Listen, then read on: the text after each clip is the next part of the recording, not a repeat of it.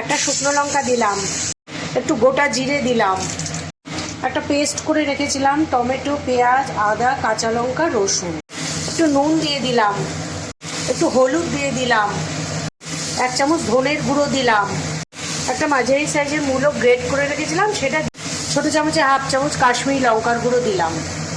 এখানে 4খানা আলু আমি ছোটো ছোটো টুকরো করে, একটু কসুরি মেথি দিলাম, ছোটো চামচে 1/2 চামচ গোলমরিচ গুঁড়ো দিয়ে দিলাম। এবার এখানে আমি 4টে ডিম দিয়ে দিলাম।